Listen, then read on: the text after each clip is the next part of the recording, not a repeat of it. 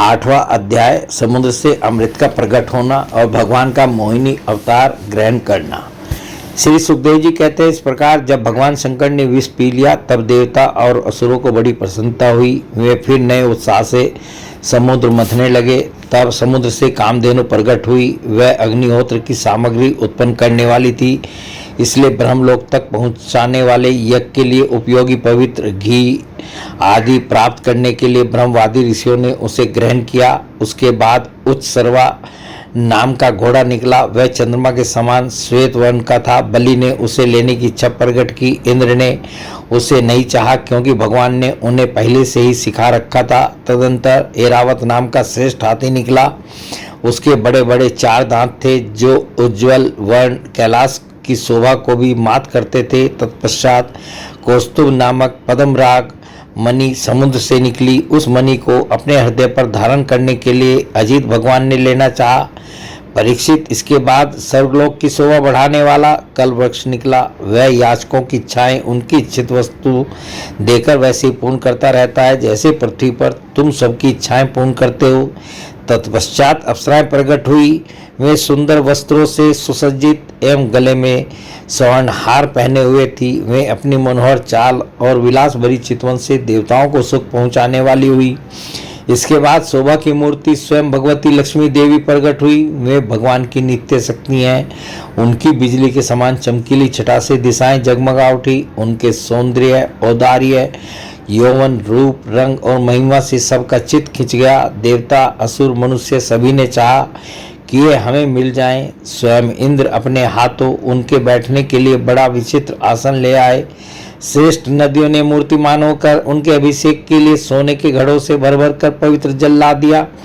पृथ्वी ने अभिषेक के योग्य सब औषधियाँ दी। गौओं ने पंचगव्य और वसंत ऋतु ने चैत्र वैशाख में होने वाले सब फूल फल उपस्थित कर दिए।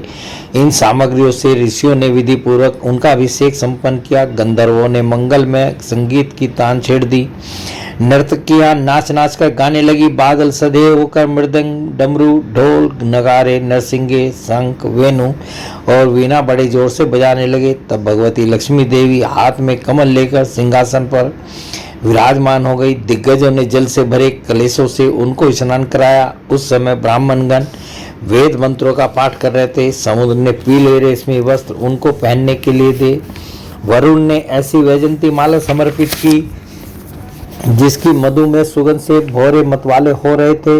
प्रजापति विश्वकर्मा ने भांति भांति के गहने, सरस्वती ने मोतियों का हार, ब्रह्मा जी ने कमल और नागों ने 2 कुंडल समर्पित किए। इसके बाद लक्ष्मी जी ब्राह्मणों के स्वस्त्यायन पाठ कर चुकने पर अपने हाथों में कमल की माला लेकर उसे सर्वगुण संपन्न पुरुष के गले में डालने चली। माला के आसपास उसकी सुगंध से मतवाले हुए भौरे गुंजा कर रहे थे। उस समय लक्ष्मी जी के मुख की शोभा अवर्णनीय हो रही थी।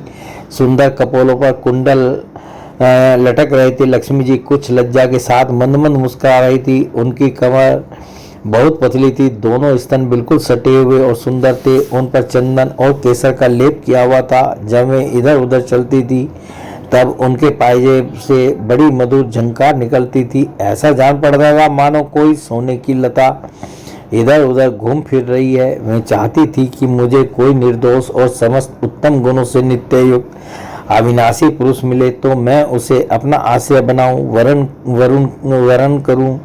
परंतु गंधर्व, यक्ष, असुर, सिद्ध, चारण, देवता आदि में कोई भी वैसा पुरुष उन्हें न मिला। वे मनी मन सोचने लगी कि कोई तपस्वी तो है, परंतु उन्होंने क्रोध पर विजय नहीं प्राप्त की है।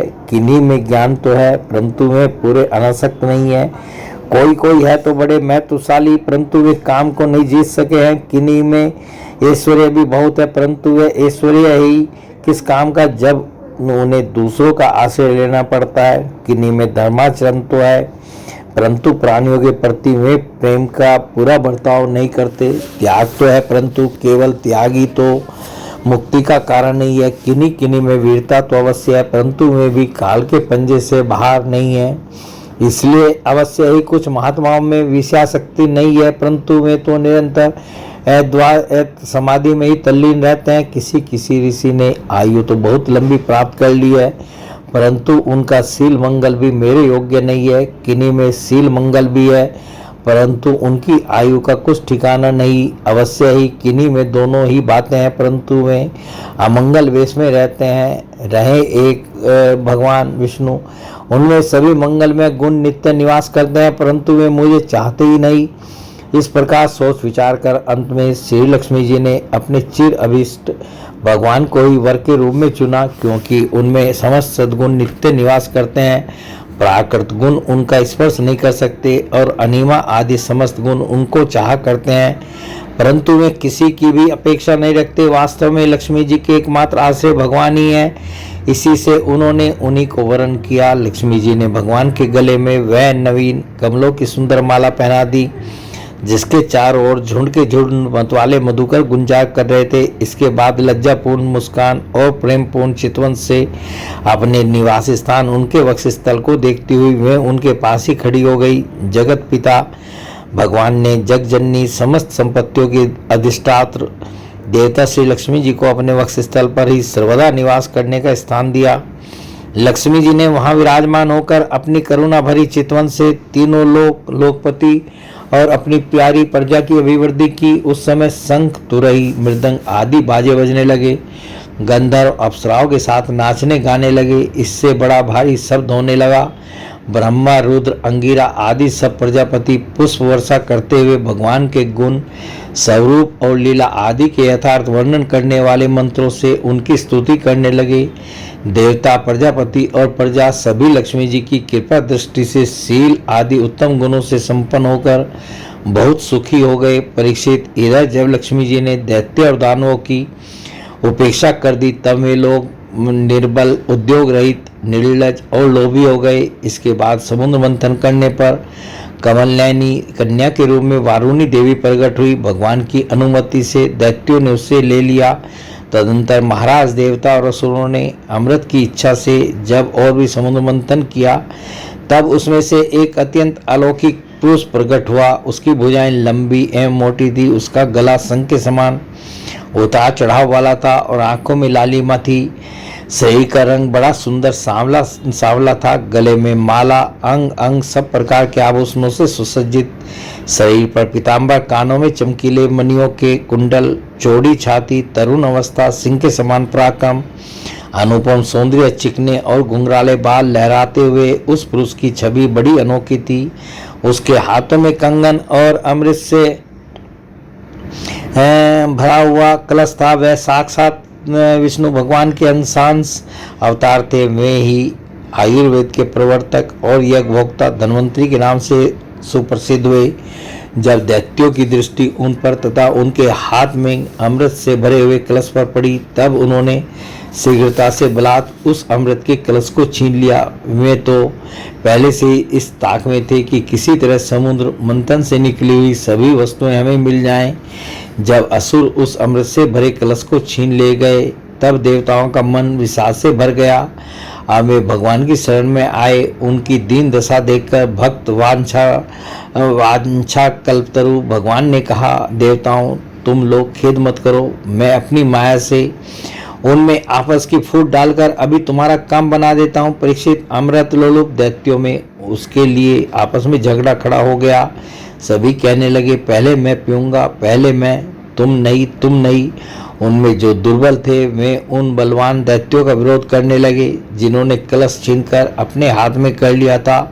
वे ईर्ष्यावश धर्म की दुहाई देकर उनको रोकने और बार बार कहने लगे कि भाई, देवताओं ने भी हमारे बराबर ही परिश्रम किया है, उनको भी यज्ञ भाग के समान इसका भाग मिलना ही चाहिए, यही सनातन धर्म है।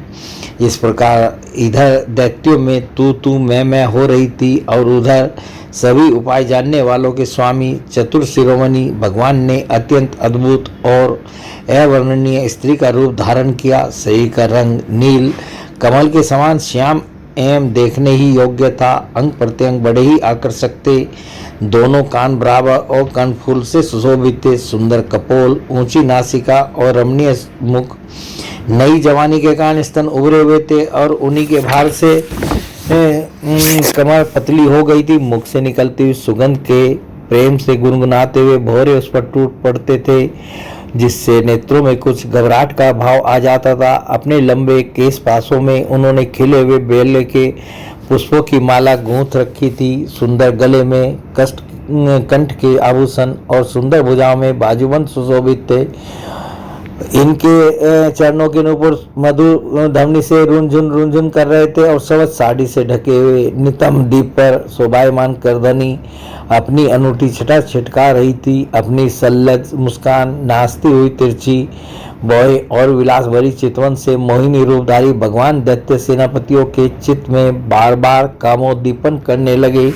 बोले भगवान श्री कृष्ण की जय।